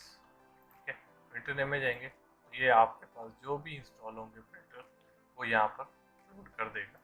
ठीक है, जैसे ये लोड कर रहा है। ठीक है, अब ये जो हमने डिफ़ॉल्ट रखनी ये अलग है, और ये सारे प्रिंटर नेम उस क्लास के थ्रू हमारे पास आ चुके हैं। ठीक है, अब इसके बाद हम क्या करते हैं कि और कुछ है इसके अंदर नहीं है, तो इसके बाद हम करते हैं कि टेक्स्ट फाइल को सेव कराने का काम। ठीक है, तो उसके लिए हम ये करेंगे कि पहले तो ये प्रोजेक्ट बंद करें, तो रनिंग exe। अब हम देखते हैं कि मैंने जो है बनाई थी आई थिंक टेक्स्ट फाइल्स के लिए रीड, हाँ ये भी रीड राइट डेटा के नाम से, तो ये रीड राइट राइट डेटाबेस था, रीड डेटाबेस था, या इसकी रेपो भी बनाई होगी मैंने आई थिंक। ये हाई रेपोजिटरी रीड राइट, अब ये मैंने रख दी है डेटाबेस हेल्पर में। तो मुझे क्या करना पड़ेगा, कि मुझे करना पड़ेगा इसको कट, यहाँ से हटाना पड़ेगा, और इसको रखना पड़ेगा यहाँ पर सेटिंग्स के अंदर। एक बना देते हैं टेक्स्ट फाइल सेटिंग्स, तो हम डेटाबेस के रेफरेंस भी अभी चेंज करेंगे इसी की वजह से, क्योंकि ये जो क्लास जो है वहाँ नहीं रखी है। तो इसके लिए मुझे अभी क्या देना पड़ेगा, प्रिंटर नेम में हमने क्या दिया, ये पॉज सेटिंग्स, और यहाँ पर सेटिंग्स के बाद हमारे पास क्या है, टेक्स्ट फाइल सेटिंग्स। ये सारे रेफरेंस अभी मैं अपडेट करता हूँ जहाँ जहाँ ये यूज हुए थे। आके जो है अब ये कुछ एरर देगा तो मैं इसको रन करता हूँ ताकि वो एरर आए और हम इसको सॉल्व करें। तो ये एरर आने सॉल्व करने से पहले एक काम और कर देते हैं कि अभी डेटा की क्लास कहाँ थी, ये थी, तो ये अलग ही पड़ी है, सही है, इसका कोई इशू, ये अलग ही पड़ी है, रीड राइट डेटा या। तो ये जो है इसका मैं रेफरेंस पास कराऊँ, चेंज करूँ, ये चेंज कर दिया मैंने, इसको रिमूव किया। अब हम देखते हैं और कहाँ पर एरर आ रहा है। डेटाबेस डेटा के अंदर इसको भी हमने चेंज कर दिया, कंट्रोल आर जी किया जो अनयूज है रिमूव हो जाए। और उसके बाद हमारे पास फॉर्म अंडरस्कोर डेटाबेस में भी रेफरेंस चेंज करना पड़ेगा। ठीक है, तो बेसिकली ये जो रेपो है मुझे ये खाली डेटाबेस के लिए नहीं चाहिए, सबके लिए चाहिए। अब मैं आप सबके लिए डेटाबेस के लिए अलग ये रीड राइट बनाऊँ, सबके लिए अलग नहीं बना रहा, एक ही बनाऊंगा, सब जगह जारी होगी। ठीक है, तो कुछ या एक ही बनाऊंगा। तो अब हम क्या करते हैं, यहाँ पर एक बना लेते हैं टास्क इस नाम से इंटीजर, और लिख लेते हैं राइट। ठीक है, और इससे हम ले लेते हैं पैरामीटर, क्या, स्ट्रिंग अंडरस्कोर पैरा और स्ट्रिंग अंडरस्कोर लोकेशन, कि हमें पैरामीटर पास कराओ और कि इसका नाम क्या है। पैरा में का मतलब है उसका नेम, फाइल का नेम। पैरा की जगह पे हम नेम लिख देते हैं, फाइल का नाम और उसकी लोकेशन, कहाँ पर उसको राइट कराना। ठीक है, नहीं, लोकेशन में वो पूरा नेम के साथ ही जाएगा, सिर्फ पैरा में जो आएगा वो वैल्यू होगी। ये नेम की जगह पे हम यहाँ पर रख देते हैं वैल्यू। ठीक है, ये वैल्यू आई, अब वो स्ट्रिंग वैल्यू है। ठीक है, इसके बाद एक और बनाते हैं जो हमारे पास आ रही होगी पूल वैल्यू। ठीक है, अब उसके बाद हम एक और बनाते हैं जिसके अंदर आ रही होगी इंटीजर वैल्यू। ठीक है, उसके बाद हम एक और बनाते हैं जिसके अंदर आ रही होगी डबल वैल्यू। ठीक है, उसके बाद हम क्या बनाते हैं, ये हो गई। उसके बाद ये चार चीज़ें हमें और नीड है, ये 4 की 4 चीज़ें नीड है। किसके लिए हमें नीड है, रीड के लिए। रीड के लिए हमें क्या चाहिए होगा, खाली लोकेशन, कोई वैल्यू नहीं, क्योंकि वो वैल्यू तो हमें रिटर्न कर रही होगी। ठीक है, अब वो ये स्ट्रिंग लोकेशन स्ट्रिंग के लिए, तो स्ट्रिंग सेकंड हम बना लेते हैं, हमारे पास क्या था, बूल, हमें बूल रिटर्न करना, रीड और लोकेशन। तो मैं इन सबको सेट करूँ, लोकेशन ही रखते हैं और सबको रीड करते हैं। ठीक है,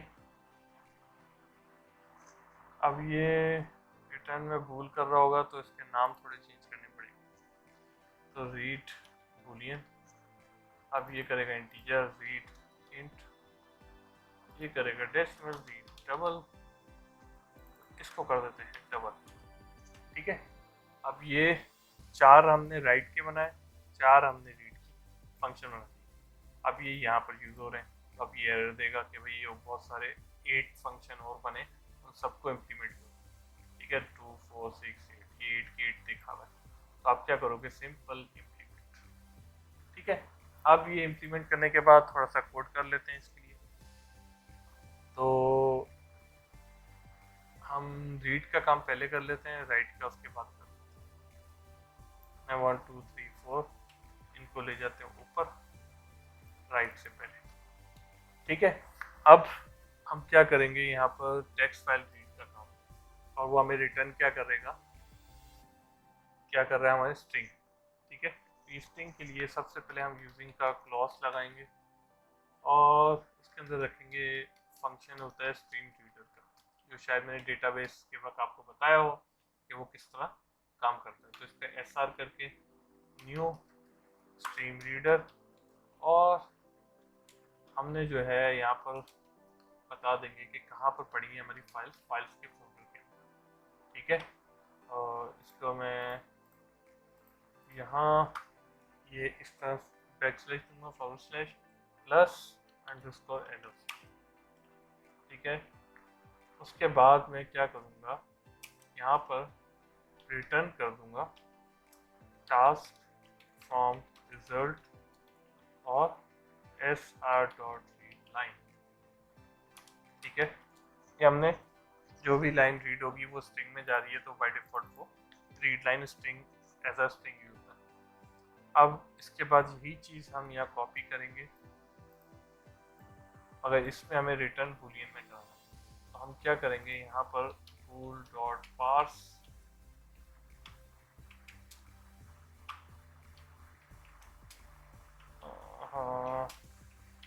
पास,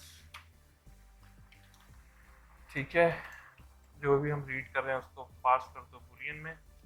उसके बाद अब हमें क्या चाहिए, हमारे पास क्या है, इंटीजर। ठीक है, तो इंटीजर के लिए हम क्या करेंगे, यहाँ पर कर देंगे कन्वर्ट डॉट टू,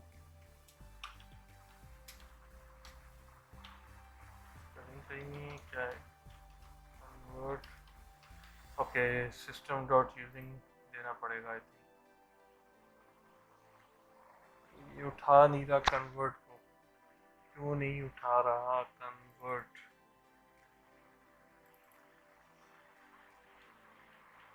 कन्वर्ट तो कुछ ना कुछ मिसिंग है इसके अंदर।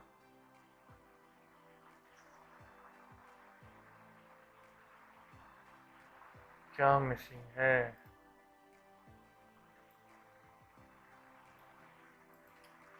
Using system,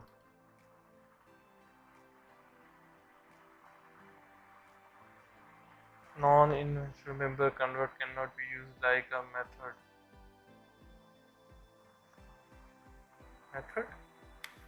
to another base type।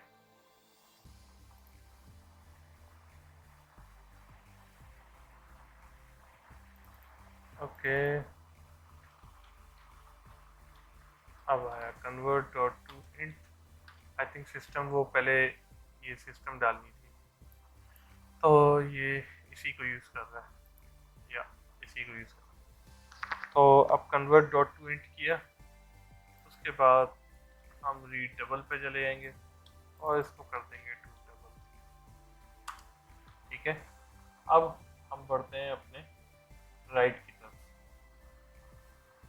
Right में थोड़ा सा मेथड चेंज होगा, अगर चेंज के लिए मैं फिर भी ये कॉपी पेस्ट करता हूँ और यहाँ पर कर देता हूँ स्ट्रीम राइटर, और इसको कर देता हूँ SW। अब राइट में हमारे पास क्या है, हमारे पास लोकेशन यहाँ पर हम राइट में दे देंगे। ठीक है, अब उसके बाद मैं थोड़ा सा ये ब्रैकेट ऑन करता हूँ। अब उसके बाद मैं क्या करूँगा, SW डॉट राइट लाइन। ठीक है, और इसमें क्या करूँगा, जो वैल्यू आ रही है कि उस लाइन पे ये राइट करूँ। अब रिटर्न में मैं क्या कर देता हूँ, फ्रॉम रिजल्ट 0। ठीक है, ये राइट एक स्ट्रिंग वैल्यू को राइट कर दी। अब इसी तरह हमें इंटीजर राइट कराना है, integer double, I think integer double सब एक ही तरह से होगा, तो इसकी हमें ज़रूरत नहीं है, इसकी हमें ज़रूरत नहीं है, और हमें बूलियन की भी ज़रूरत नहीं। राइट में सिर्फ हमें एक ही चाहिए, या एक ही चाहिए हमें, कोई इंटीजर अलग नहीं चाहिए, कोई बूल वैल्यू अलग नहीं चाहिए, या हमें एक ही चाहिए और नहीं चाहिए। तो इसको रिमूव कर देते हैं, तो हमारे पास अब कोई एरर नहीं आ रहा है। इससे हम इस रेपो का नाम कॉपी कर लेंगे और सेटिंग्स में चले जाएंगे। सेटिंग्स में एक रेपो तो हमने बना दी थी प्रिंटर की। सेकंड हम यहाँ पर दे देते हैं और इसका नाम कर देते हैं टेक्स्ट फाइल्स रेप, ठीक है। और इसको हम कहाँ पर यूज़ करेंगे, इसको हम एक फंक्शन बनाते हैं, क्या पहले रीड का फिर राइट का, या पहले राइट रीड दोनों का जो भी है हम फंक्शन एक बना लेंगे। तो यहाँ पर हम एक फंक्शन बनाते हैं एसिंक पब्लिक टास्क और कर देते हैं राइट ऑल के नाम से, ठीक है। यहाँ पर इस रखेंगे और साथ देंगे रीड डेटा की फाइल का नाम। ये देने के बाद इसका रेफरेंस ऐड करेंगे। रेफरेंस ऐड करने के बाद अब हम अवेट लगाएंगे, await underscore text file rape dot right. क्या करो, यहाँ पर कर दो आप, सबसे पहले हमारे पास क्या है जर्नल में, ये है txt order number start txt charges. यहाँ पर हमारे पास राइट पे हमसे क्या मांगता है, राइट पे हमसे वैल्यू मांगता है txt order number start dot text, साथ हमसे लोकेशन मांग रहा है। लोकेशन बाय डिफॉल्ट फाइल्स हमने दे दी है, एप्लीकेशन डॉट स्टार्टअप पाथ देने की जरूरत नहीं है, वो ऑटोमेटिक पिक कर लेगा, ठीक है। कि कहाँ, अगर हम खाली नाम देते हैं तो वो ऑटोमेटिक पिक कर लेगा। तो इसका नाम दे देते हैं ऑर्डर नंबर स्टार्ट। आप इस तरह भी दे सकते हैं, इस तरह दे दें, या राइट पे जाके एप्लीकेशन डॉट स्टार्टअप पाथ कर लें तो वो खुद ही कर लेगा, खाली हमें यहाँ फाइल का नेम चाहिए, ठीक है। उसके बाद सेकंड हमारे पास था कुछ, मैं यहाँ कॉपी पेस्ट कर देता हूँ पहले से, जितनी है वैल्यूज हमें बार बार ना देनी पड़े। सेकंड है credit card charges txtcc charge, txtcc charge, और इसको कर देते हैं क्रेडिट कार्ड चार्जेस, ठीक है। और इस चेंज स्क्रीन टाइम के लिए हमने बनाया txt टाइम और कर देते हैं चेंज स्क्रीन टाइम, ठीक है। उसके बाद है करेंसी, CMB करेंसी, और इसको कर देते हैं करेंसी सिंबल, ठीक है। अब उसके बाद हमारे पास है प्रिंटर नेम सेटिंग्स में, तो ये है कॉम्बो बॉक्सेस, थोड़ा सा गैप दे देते हैं, CMB default printer, CMB A for printer, CMB label printer, CMB cash draw printer, और हमारे पास क्या था, नंबर ऑफ रिसीव और default printer, TXT number of receive, CHK default, ठीक है। CHK डिफॉल्ट ही नाम है आई थिंक इसका, या इसका नाम थोड़ा करते हैं प्रिंट, ठीक है। CHK डिफॉल्ट प्रिंटर से चेंज कर दिया। अब इनकी टेक्स्ट फाइल देंगे तो यहाँ पर हम कर देते हैं default printer, A for printer, label printer, cash draw printer, number of receipt default print, ठीक है। अब उसके बाद हमारे पास कितने चेक बॉक्सेस रह गए, 1 2 3 4 5 रह गए, मगर इसके अंदर ये सब डॉट टेक्स्ट है, इसको हम कर देंगे चेक्ड डॉट टू स्ट्रिंग, ठीक है। ये स्ट्रिंग वैल्यू ट्रू फॉल्स जो है वो प्रिंट करें। अब उसके बाद हमारे पास कितने थे, 2 4 5 चेक बॉक्सेस थे, तो हम क्या करते हैं, इसको कॉपी करते हैं, 1 2 3 4 5 चेक बॉक्सेस थे। हमारे पास क्या था, enable stock weight log out, CHK स्टॉक, chk vet, chk logout, okay, chk keyboard और chk 100।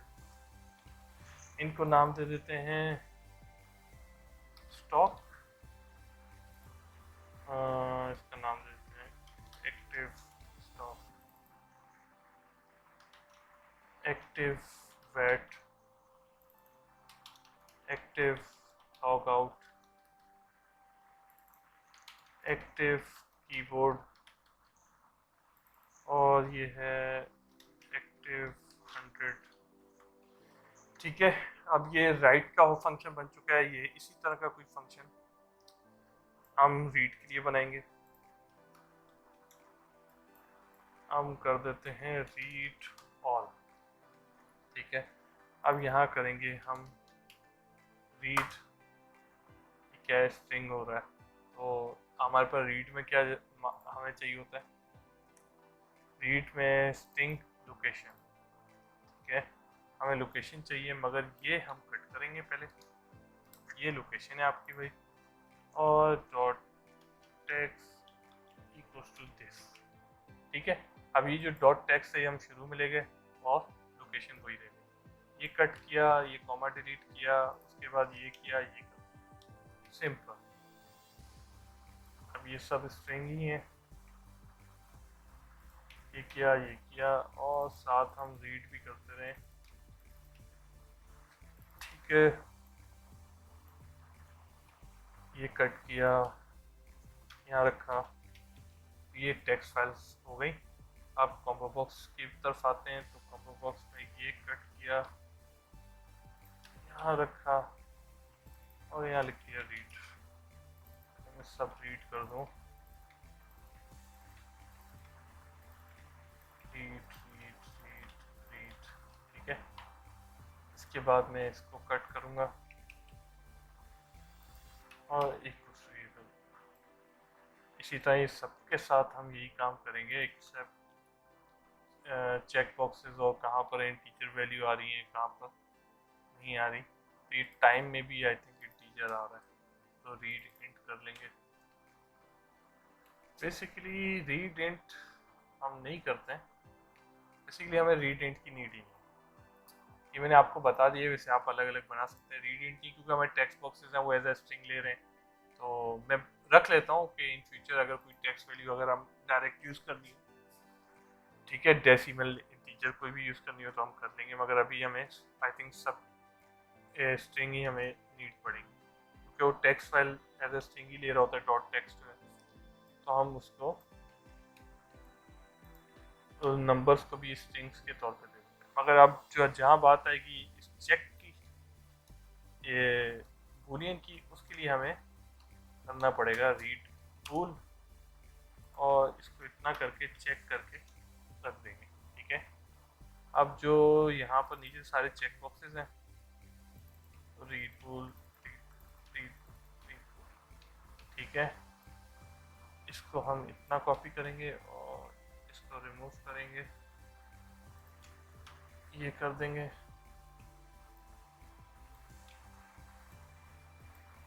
रिमूव हो गया। ठीक है, ये कट,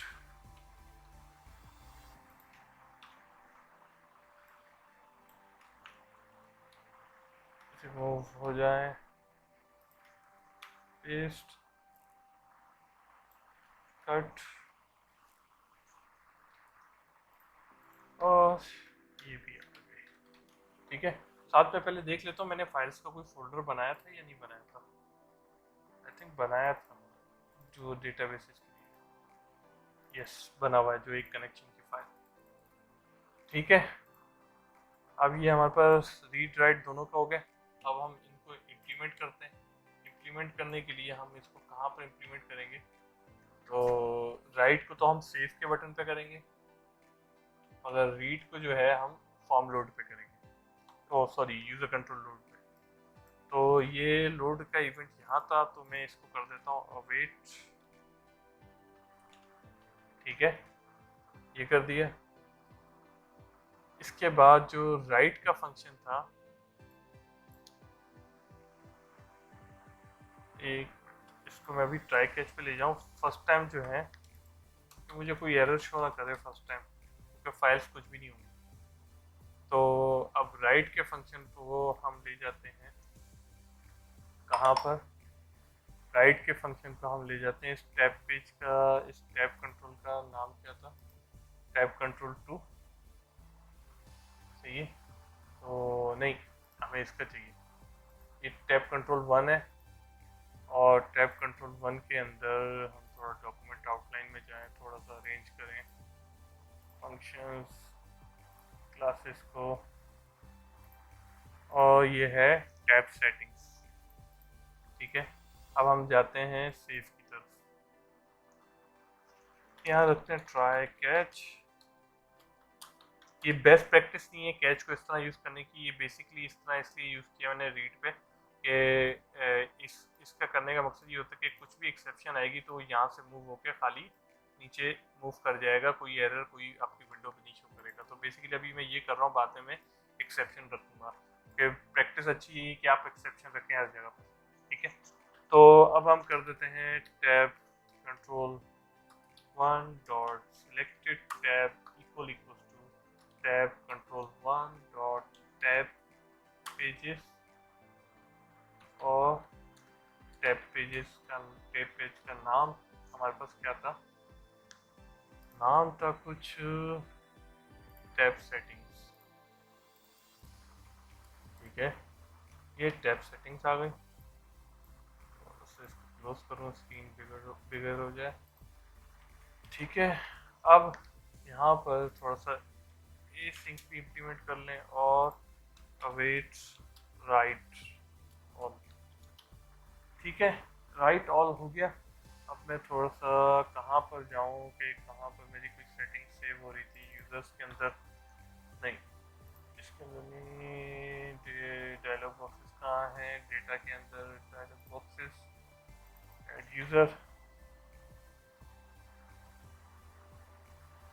देख लूँ मैंने कोई क्लास बनाई थी फॉर्म की, वो मैसेज की या नहीं। गो टू डेफिनेशन,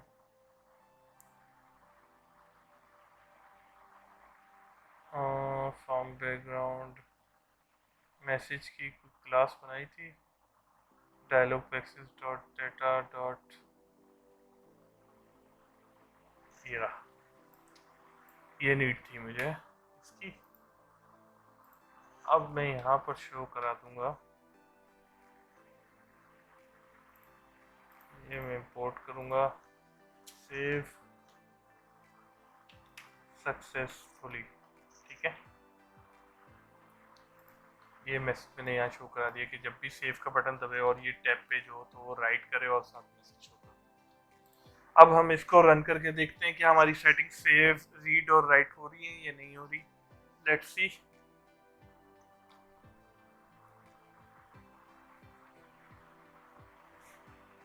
इसको लॉगिन कर लेते हैं, मैनेजर में जाते हैं, सेटिंग्स पे जाते हैं, यहाँ पर रख देते हैं 1, यहाँ पर 0, change screen time 10 second, currency symbol font.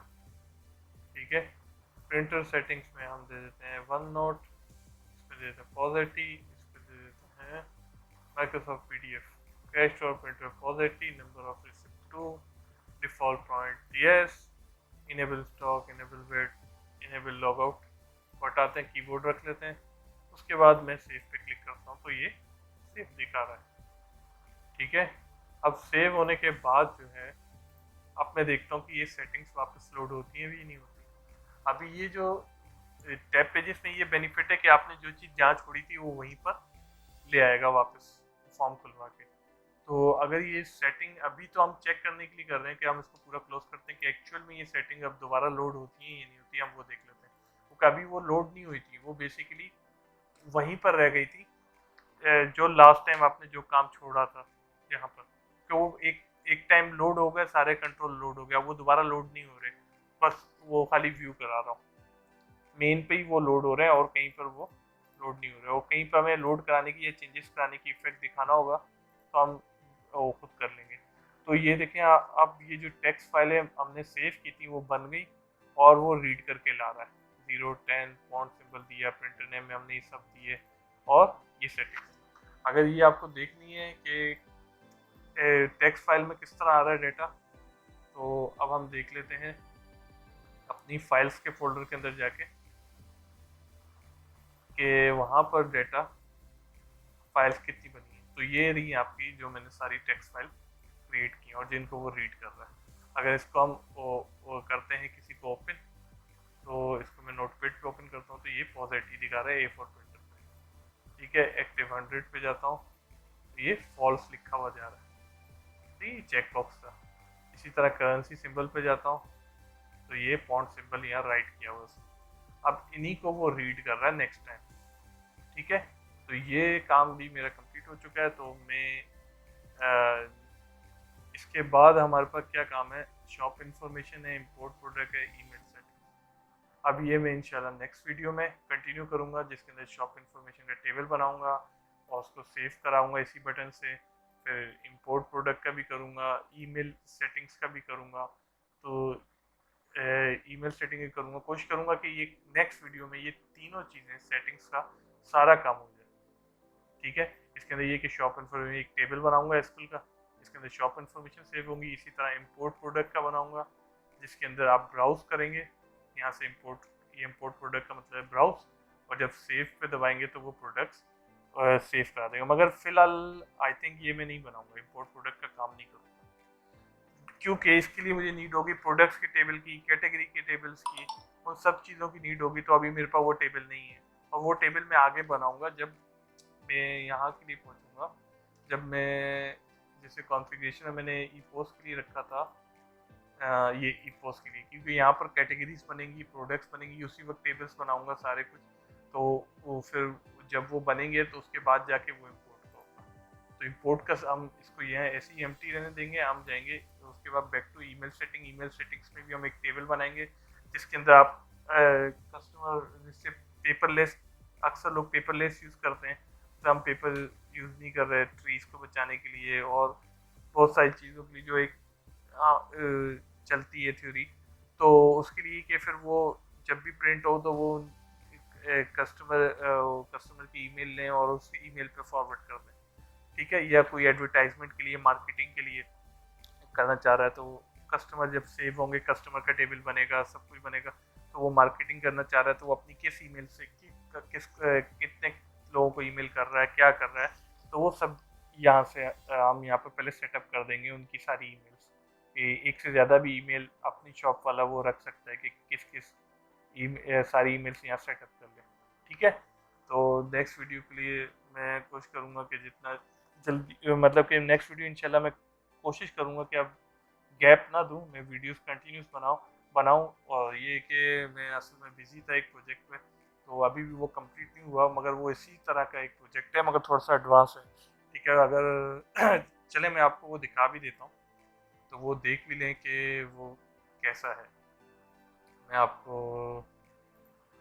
दिखा देता हूँ कुछ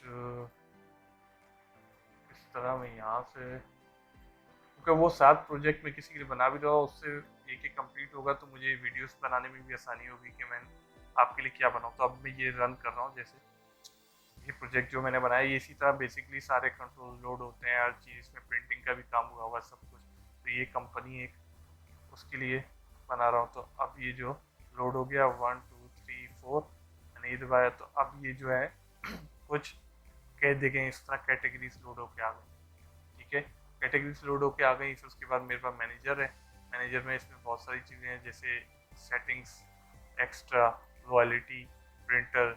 अब इसके अंदर बहुत सारे ऑप्शन है, वो इन फ्यूचर में बनाऊंगा, जिसकी shop information, PDQ, card machine भी अटैच हो सकती है, वेब सेटअप, वेब पे भी कर सकते हैं, प्रोडक्ट इंपोर्ट कर सकते हैं, ईमेल, जो मैंने आपको बताया। फिर पॉज के अंदर जाएँ, प्रोडक्ट्स हैं, फिर कैटेगरीज हैं, डिपार्टमेंट हैं, ऑफर्स हैं, सब कैटेगरीज हैं, सप्लायर्स हैं, फिर यूज़र्स में आपको पता है जो हमने बनाया। और उसके बाद ये डिज़ाइनर रिपोर्ट्स रहता है, स्टॉक बनाया है, स्टॉक मैनेज कर सकें आप यहीं से डाल के वैल्यू और सेव करा सकें। इसी तरह लेबल हैं, तो ये लेबल आप फाइंड करें और यहाँ डालते रहें। तो ये जो है यहाँ ऐड होते रहेंगे, प्रिंट दबाएंगे तो वो प्रिंट हो जाएंगे वो सारे लेबल्स। इसके अलावा अगर हम जाते हैं फाइंड कस्टमर में, कस्टमर के कोई आपने कार्ड बनाया उसको स्कैन करने के लिए, ठीक है, आप कस्टमर लिस्ट में जाएँ तो ये कस्टमर्स आ रहे हैं सारे, यहाँ से ऐड करें सब कुछ। तो उसके अलावा यहाँ पर मेरे पास है ऑर्डर लिस्ट, जो भी ऑर्डर आपने लिए हैं वो आ जाए, सही है। नीचे कैंसिल, रिफंड और ये पे के सॉरी पे का बटन आ रहा है, डेट वाइज देख सकते हैं, इसके अंदर भी सर्चिंग रहती है मुझे डालना। इसके अलावा अब जैसे मैं ये बैग चार्ज डालता हूँ तो ये कार्ट में इस तरह जा रहा है, अगर मैं वही दोबारा डालूंगा क्वांटिटी बढ़ा देगा। इसके अलावा अगर किसी की प्राइस नहीं है तो वेट है, आपने वो डाला, इसमें वेट स्केल भी कनेक्ट है, तो ये इस तरह आ रहा है। अब यहीं से आप क्वांटिटी इंक्रीज डिक्रीज कर सकते हैं, कुछ आपको नहीं चाहिए यहाँ से रिमूव करेंगे। उसके बाद आप यहाँ पर फाइंड करके भी कोई ऑर्डर रख सकते हैं, डाल सकते हैं। इसी तरह आप फिनिश स्क्रीन पे जाएंगे तो कुछ इस तरह प्रिंट एक्टिव करना है, जो मैंने अभी आपको सेटिंग पे बताया। फिर आपके पास टोटल आ रहा होगा, यहाँ पर आप स्प्लिट कर सकते हैं, जैसे मैंने कहा 2 पाउंड कैश, उसके बाद मैंने कहा बाकी एग्जैक्ट क्रेडिट कार्ड में डाल दो, तो वो प्रिंट कर देगा। अभी प्रिंटर अटैच नहीं है, प्रिंट कर देगा और वो स्क्रीन इस तरह चेंज की दिखाएगा। और ये टाइमर चल रहा है जो मैंने आपको कहा, चेंज स्क्रीन टाइमर, अभी 10 सेकंड इस पर भी रखे हुए हैं, ये ऑटोमेटिक क्लोज हो जाएगी। तो ये थोड़ा अभी इस प्रोजेक्ट में भी कुछ 30% काम रहता है, तो वो कंप्लीट करना है, अभी भी मुझे वो कंप्लीट करना है। इसका बार कोड स्कैन यहाँ से कर सकते हैं, ये जो मैंने आपको ऑप्शन बताया था, यहाँ से अगर आप कोई अमाउंट लिखते हैं और किसी प्रोडक्ट पर क्लिक करते हैं तो वो अमाउंट डायरेक्ट यहाँ ले जाएगा और यहीं से बार कोड स्कैन होगा। यहाँ पर भी डिलीट के बटन रखा हुआ है, प्राइस चेंज है प्रोडक्ट की। अब ये भी जो फॉर्म खुला है ये भी पहले ही यूज़र कंट्रोल लोड करके रखा हुआ है प्रोजेक्ट पे, इसलिए ये सब चीज़ें हर चीज़ें फास्ट खुल रही हैं, ठीक है। और ये स्क्रॉल अप डाउन करने के लिए ग्रिड को, ठीक है। तो ये कुछ हम इसी तरह लेके चलेंगे, मगर इसके अंदर थोड़ी आई है जो आपको शायद समझ ना आए, मगर मैं बेसिक लेके चलूँगा। तो इन फ्यूचर जो चीज़ आपको नीड होगी आप रिक्वेस्ट कीजिएगा, मैं उसके अंदर इम्प्लीमेंट करने की कोशिश करूँगा, ठीक है। इंशाल्लाह मैं कोशिश करूँगा नेक्स्ट वीडियो में गैप ना आए। आज के लिए नहीं, अल्लाह हाफिज़। प्लीज़ मेरी वीडियो को ज़्यादा से ज़्यादा देखें, शेयर करें और सब्सक्राइब करें। अल्लाह हाफिज़।